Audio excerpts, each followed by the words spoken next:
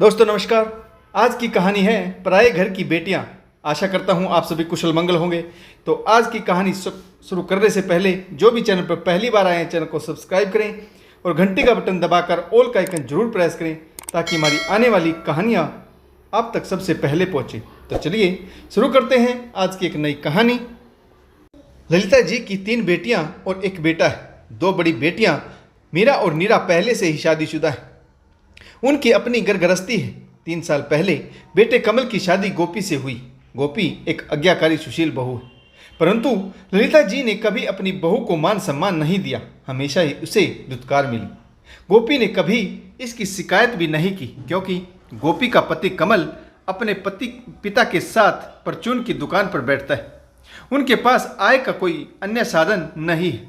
गोपी का पति कमल भी एक आज्ञाकारी पुत्र है।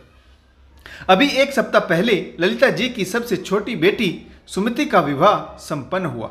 सुमति गोपी की हम उम्र है और उसकी अपनी भाभी के साथ अच्छी पटती।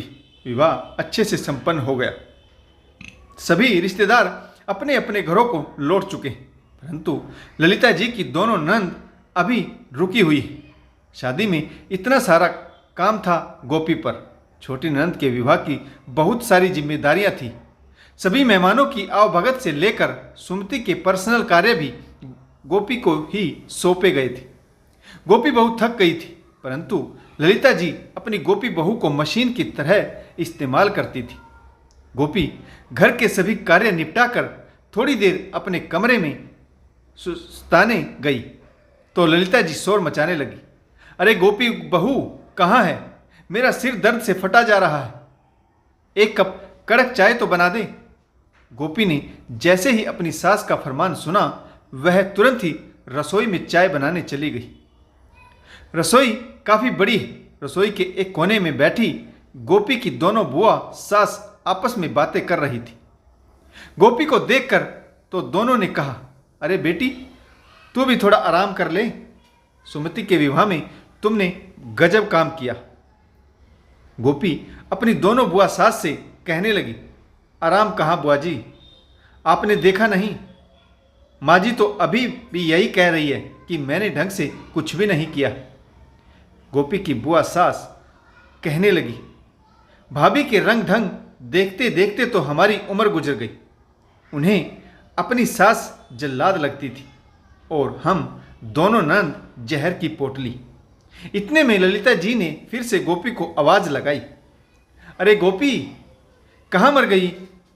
अभी तक चाय नहीं बनी क्या? गोपी तुरंत ही चाय छानकर अपनी सास ललिता जी के कमरे में पहुंची। ललिता जी चारपाई पर लेटी हुई थी। उन्होंने कहा, गोपी चाय रख दे और तेल लेकर मेरे सिर में जरा मालिश कर दे, फटा जा रहा है बिल्कुल।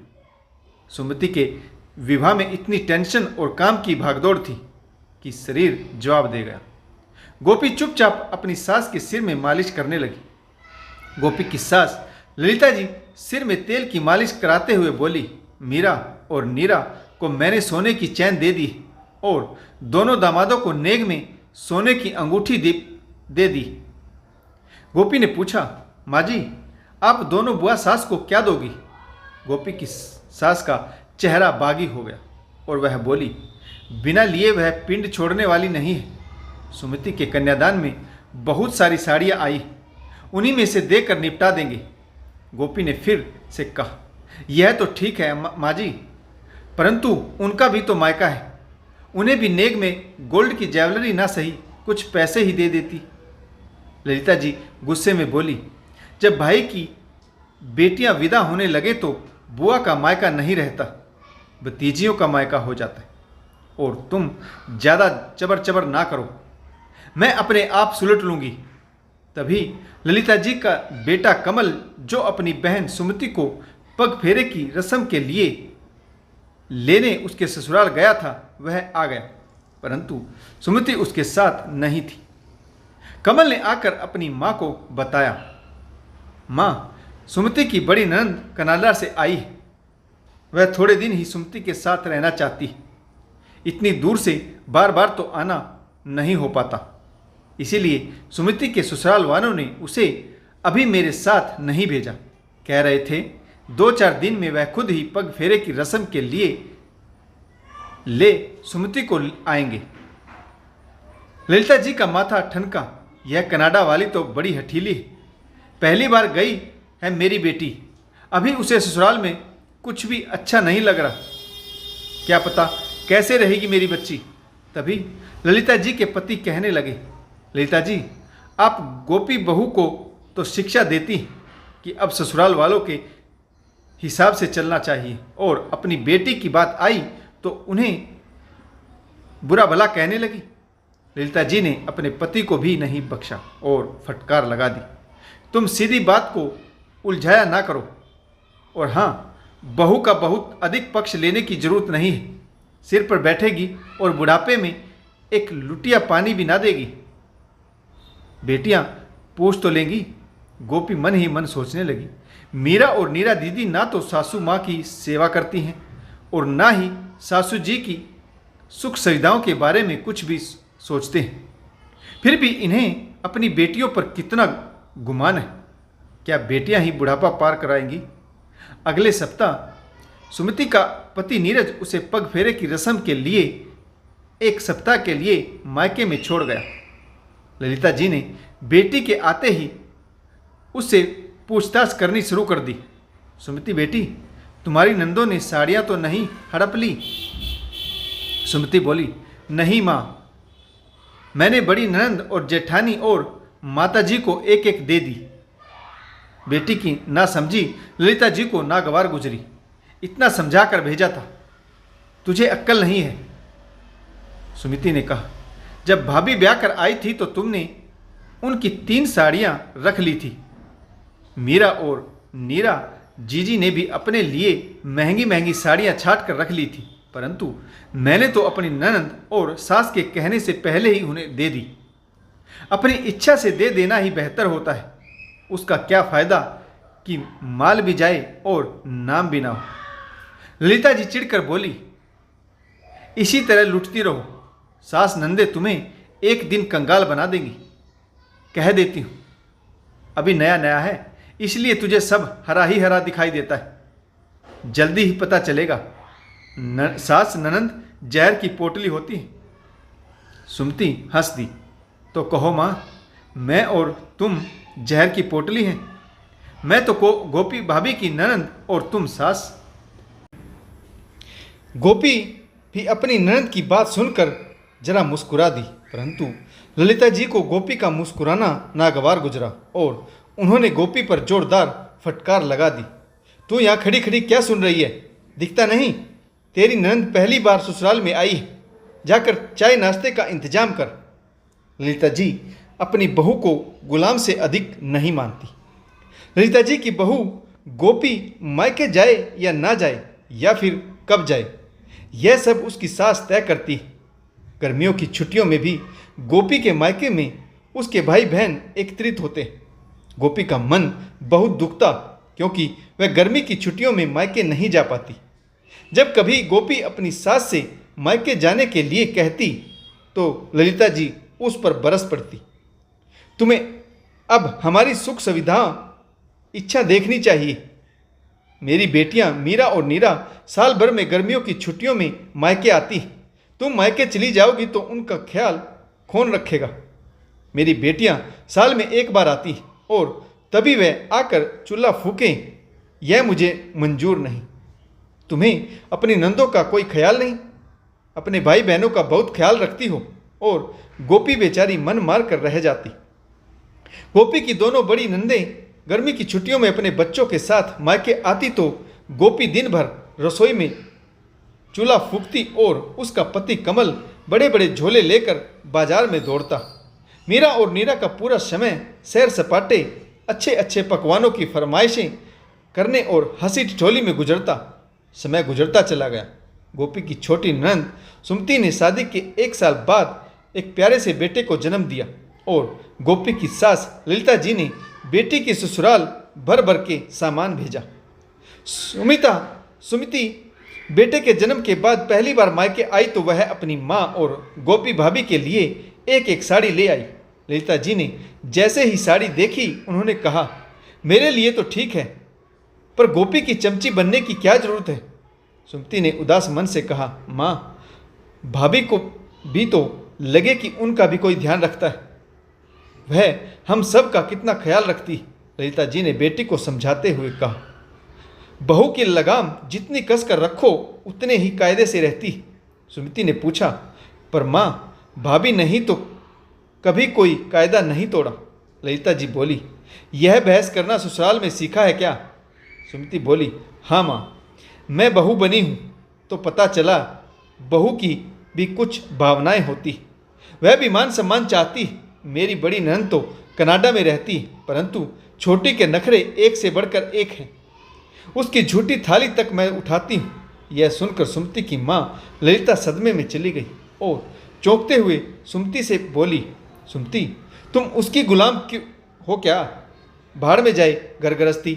दामाद जी से कहो तुम्हें अपने साथ ले जाए, अच्छी पोस्ट पर हैं। तुम क्यों दब रही हो? छोटी ननद से सुमति ने अपनी माँ से कहा, पर माँ, मैं भी तो बहू हूँ। बहू को तो यह सब करना ही चाहिए। आप ही के घर में सीखा है। गोपी भाभी भी तो सबसे दब कर रहती, कभी कुछ नहीं बोलती। नीरज मुझे साथ तो ले जाना चाहते हैं, परंतु मेरी सास कहती है कि कुछ दिन उनकी सेवा करने दो, फिर साथ ले जाना। ललिता जी ने अपनी समधन को 2-4 गालियां सुनाते हुए कहा, तुमने फेरे समधन जी के साथ लिए हैं क्या, या उसके बेटे के साथ? तुम उस बुढ़िया पर लगाम को कसो। सुमति बोली, नहीं माँ, नीरज जी अपनी माँ के सामने मुंह भी नहीं खोलते, मातृभक्त है। तभी सुमति उठकर जाने लगी। माँ, मैं भाभी का काम में हाथ बटा दूं। ललिता जी ने बेटी का हाथ खींचकर चारपाई पर बिठा लिया। 4 दिन तो आई है, आराम कर ले। सुमति ने अपनी माँ से हाथ छुड़ाते हुए कहा, नहीं माँ, यहाँ आदत बिगाड़ लूँगी तो ससुराल में अखरेगा। सुबह 5 बजे से लेकर रात 10 बजे तक काम ही काम है ससुराल में। ललिता जी मन ही मन बड़बड़ाने लगी, मेरी बेटी की हालत तो ससुराल में मजदूरों से भी बदतर हो गई है। हे भगवान, क्या सोचा था और क्या मिला। सुमति रसोई में अपनी गोपी भाभी का हाथ बटाने लगी। गोपी भी अपनी छोटी ननद सुमति से विशेष स्नेह रखती थी। घर में एक सुमति ही तो थी जो गोपी की मन की भावनाएं समझती थी। गोपी सुमति से पूछने लगी, सच कह रही हो क्या सुमति? क्या तुम्हारी ससुराल वाले बहुत खराब लोग हैं? सुमति ने अपनी भाभी गोपी का हाथ पकड़ते हुए कहा, नहीं भाभी, मुझे कोई तकलीफ नहीं है, वे तो बहुत अच्छे लोग हैं। मेरी सास मुझे कभी मायके की कमी महसूस नहीं होने देती। मेरे साथ अपनी बेटियों जैसा व्यवहार करती। मेरी छोटी ननद तो मुझे अपनी बहन मानती। सास और ननद दोनों मेरे साथ मिलकर सारा काम करवाती और नीरज जी तो मुझे पलकों पर बिठा कर रखते। मैं तो यह देखना चाहती थी कि माँ जी जैसा व्यवहार आपके साथ कर रही हैं, अगर वैसा ही व्यवहार उनकी अपनी बेटी के साथ हो तो उन्हें कैसी आग लगती। परंतु तुम वादा करो कि माँ को कुछ नहीं बताओगी। सुमिता नाश्ता करके अपनी माँ ललिता जी के पास आई तो ललिता जी ने मुख्य मुद्दा छेड़ दिया। सुमिता बेटा, मैंने छूछक में काफ़ी सामान भेजा था, सास ने तो नहीं हड़प लिया। सुमिता बोली, माँ, उन्होंने नहीं हड़पा, मैंने ही सब कुछ सौंप दिया है। आपके दामाद जी बोले, बेटा हुआ है तो सबको नेक भी बनता है। हमने दोनों नंदों को सोने के कंगन और जेठानी को सोने की चैन दे दी। ललिता जी पर गाज गिर गई। पागल लड़की, कंगाल हो जाएगी। सीखो कुछ अपनी दोनों बड़ी बहनों से, कैसे अपने पतियों को मुट्ठी में रखती। सुमिता सोचने लगी, स्त्रियों की मनोवृत्ति भी विचित्र होती है। बेटी को पढ़ाती हैं पति को मुट्ठी में रखो, और बहू पर आरोप लगाती हैं बेटे को मुट्ठी में कर रखा है। हमारी तो सुनता ही नहीं। सुमिता ने अपनी माँ से कहा, पति को बस में करने का गुरु तो हमें नहीं आता, आप ही सिखा दे कि भगवान पुत्र रतन से गोद भर दे तो सास और नंदों को देने में कंजूसी नहीं करनी चाहिए। पिछले साल जब गोपी भाभी को बेटा हुआ था तब आपने भाभी के कंगन उतरवा लिए थे और बड़ी दीदी मीरा को दे दिए थे। कमल भैया भाभी का एक लोता हार सुनार को दे आए थे। और बदले में नीरा दीदी और मेरे लिए कानों की बालियां लेकर आए थे। फिर आपके दामाद तो अच्छी खासी सरकारी नौकरी पर है, वह भला अपनी बहनों को और माँ को देने में कंजूसी कैसे करते। भैया के पास तो कोई रोजगार भी नहीं, फिर भी उन्होंने हमें इतना दिया। अपनी बेटी की ऐसी बातें सुनकर ललिता जी की नींद उड़ गई। उनकी दोनों बड़ी बेटियां तो हमेशा ही उनके दिशा निर्देशों पर चलती, परंतु यह सुमिति कुछ समझने को तैयार ही नहीं। अगर यह ऐसे ही बोलती रही तो मेरी बहू गोपी की भी गज भर लंबी जुबान निकल आएगी। गजब कर रही है यह लड़की, कोई बात सुनती ही नहीं। खैर, बात आई गई हुई। गर्मी की छुट्टियों में ललिता जी ने अपनी तीनों बेटियों को फोन करके बुलाया। मीरा और नीरा दोनों आने के लिए तैयार बैठी थी, परंतु सुमिति ने कहा, माँ मैं नहीं आ पाऊंगी, मेरी तबीयत बहुत खराब है। छोटी नंद और सास बड़ी जेठानी के पास विदेश गई। अगर आप थोड़ी मदद कर देती तो मुझे थोड़ा आराम मिल जाता। क्या आप गोपी भाभी और कमल भैया को 10 दिन के लिए मेरी ससुराल भेज सकती हैं? तबीयत बहुत ज़्यादा खराब है, आपके दामाद जी को ही घर का सारा काम करना पड़ रहा है।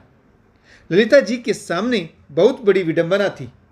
एक तरफ दोनों बेटियां गर्मियों की छुट्टियां बिताने के लिए घर आ रही थी, तो दूसरी तरफ बहू और बेटे को छोटी बेटी के पास भेजना पड़ रहा था।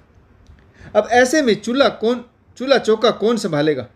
सुमिति के पिताजी के कहने पर ललिता जी ने गोपी बहू और बेटे कमल को सुमिति के ससुराल भेज दिया। मीरा और नीरा जब इस बात का पता चला तो वे दोनों झटपटा गई। अरे माँ, यह क्या? गोपी और भैया गायब? अब यहाँ भी हम ही चूल्हा फूकें? उस सुमति को भी अभी बीमार पड़ना था। गृहस्थी का इतना सारा काम और गोपी गैर हाजिर। ललिता जी को तुरंत ही समझ आ गया कि गोपी बहू के बिना घर नहीं चल सकता। काम करने की आदत नहीं रही, जोड़ों में पीड़ा शुरू हो गई। मीरा और नीरा रसोई में घुसकर काम करती, सुमिति और गोपी को अधिक कोसती। जल्दी ही मीरा ने ऐलान कर दिया, माँ हम लोगों को दक्षिण भारत में घूमने जाना है, मैं तो कल ही ससुराल वापस जा रही। ललिता जी उदास हो गई। नीरा भी अपनी बड़ी बहन की चाल समझ गई कि मीरा चतुराई दिखाकर भाग रही। उसने भी अपनी बेटी के क्रैश कोर्स का बहाना बनाया। ललिता जी बोली, अरे बेटी, तुम में से कोई तो एक रुक जाओ। जब तक गोपी बहू नहीं आती मुझसे घर का काम और रसोई में खाना नहीं बनाया जाएगा। मेरे घुटनों का दर्द बढ़ गया है। दोनों बहनें एक सुर में बोली, माँ अपनी गोपी बहू को बुला लो, वही जमकर बैठ गई है, हम नहीं रुक सकते। ललिता जी के पति ने कहा, तुम लोग जाना चाहती हो तो जाओ, तुम्हारी भी अपने ससुराल में जिम्मेदारियां और व्यस्तताएं हैं। यहाँ का काम हम दोनों संभाल लेंगे, जैसा भी होगा काम चला लेंगे। परिस्थितियां बिल्कुल बदल चुकी थी। ना तो मीरा और नीरा को सैर सपाटा करने का मौका मिला और ना ही ललिता जी ने बेटियों के लिए कुछ अधिक खरीदारी की। खाली घर में 2 प्राणी बचे, ललिता जी और उनके पति।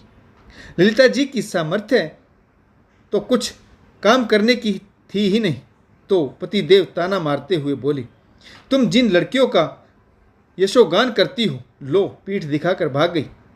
तुम स्त्रियों की यही परेशानी है, सेवा तो बहू से लेती हो और श्रेय बेटियों को देती हो। मैंने बार बार तुम्हें कहा था, हमारा बेटा और बहू बहुत अच्छे हैं, यही बुढ़ापे में काम आएंगे, इनसे जरा प्यार से बात कर लिया करो। गोपी बहू सारा दिन काम में लगी रहती, कभी तो उसकी सराहना कर दिया करो। बहू के आते ही घुटनों का दर्द का बहाना बनाकर तुमने सारा काम बहू पर छोड़ दिया। ठूठ बन गई तुम। मैंने कहा था तुमसे, ऐसे काम करना मत छोड़ो। अब देखो तुमसे जरा सा भी काम नहीं हो रहा। ललिता जी सुनती रही। पहली बार ललिता जी को बहू बेटे की अहमियत समझ आई। 3 दिन बाद कमल और उसकी पत्नी गोपी वापस घर आ गई। तो गोपी ने सोचा कि माँ दंगा कर देंगी। यहाँ लड़कियाँ तंग हो रही थी और तुम वहाँ मज़े लूट रही थी। लेकिन तस्वीर उसके बिल्कुल उलट थी। ललिता जी ने बड़े ही नरम लहजे में गोपी से पूछा, सुमति ठीक है अब? कैसी है उसकी तबीयत? गोपी हिचकते हुए बोली, जी माँ, सुमति बिल्कुल ठीक है। फिर ललिता जी उठकर रसोई में जाने लगी और गोपी बहू से कहा, बेटी तुम मुँह हाथ धो लो, मैं तुम दोनों के लिए चाय नाश्ता बना देती हूँ। गोपी और कमल अपनी माँ के मुंह से ऐसी बातें सुनकर हैरान थे। वे दोनों मन ही मन सोचने लगे कि सुमति बहन की योजना कामयाब हो गई। वास्तव में सुमति बीमार नहीं थी। वह अपने पति के साथ 10 दिन के लिए गोवा घूमने गई थी और उसने अपनी भाभी गोपी और भाई कमल को अपने ससुराल बुला लिया था। भाभी भैया तुम मज़े से मेरे घर में रहो, कुछ दिन आराम करो। गोपी ने तुरंत ही अपनी सास को कुर्सी पर बिठा दिया और कहा, नहीं माँ, मेरे होते हुए आपको तकलीफ़ उठाने की कोई ज़रूरत नहीं। आप बैठिए, मैं हम सब के लिए चाय नाश्ता बनाती हूँ। गोपी रसोई में चली गई। ललिता जी सोचने लगी, हाँ, थोड़ा सा समय, थोड़ा सा विश्वास दो तो यह पराए घर की बेटियां भी पेट जाई बेटी से अधिक अपनी हो जाती हैं। इस प्रकार सुमति ने अपनी माँ और बहनों को बहुरूपी कोहिनूर की अहमियत बता ही दी। तो दोस्तों, आपको ये कहानी कैसी लगी और इसके कौन सा किरदार आपको पसंद आया तो कमेंट्स करके ज़रूर बताइएगा। अगर आपको हमारी कहानियाँ अच्छी लगे तो लाइक, शेयर और कमेंट्स करना बिल्कुल ना भूलें ताकि हमारा हौसला बढ़ता रहे। तो आशा करता हूँ आपको यह कहानी ज़रूर पसंद आई होगी। तो कहानी पढ़ने के लिए आप सभी का बहुत बहुत धन्यवाद। जय हिंद, वंदे मातरम, भारत माता की जय, जय जवान और जय किसान।